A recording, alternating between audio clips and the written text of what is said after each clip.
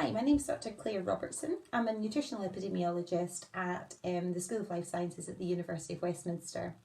I'm also a type 1 diabetic, and I think over this pandemic, one of the things that's really struck me is that my diabetes is much more important than I normally give it credit for being. I think in some ways we're really lucky. We get a metabolic marker of when things are going wrong, when we're not coping. And I think we don't share enough that experience of what's going on in our lives. I think we get a more real-time indicator of how we're coping with stress and things like that than others do. So I wanted to share with you just a couple of different things that I did and I learned about myself during lockdown, and hopefully that can resonate for a few others.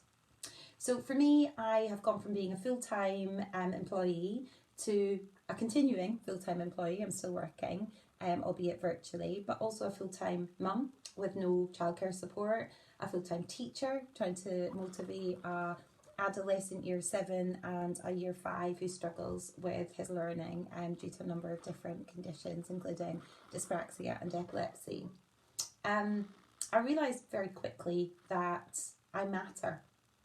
Me as me, not me as Dr. Robertson or mum, me as get out of bed, spend some time on you.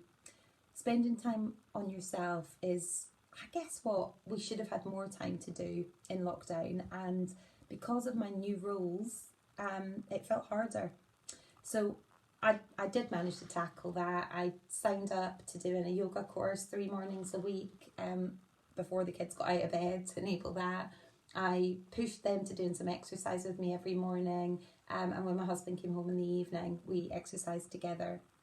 There's some real important parts of lockdown that we can't forget as we move forward, and for me it has been that take the time, walk away from your desk, don't reach for the chocolate bar when you're feeling down, get active, get energy, find a way to keep yourself motivated and keep yourself going.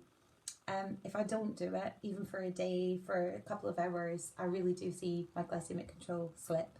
So I would say to everyone, stop, think about your mental health, look after yourself, and do that by staying active if you possibly can. Your body will reward you for it.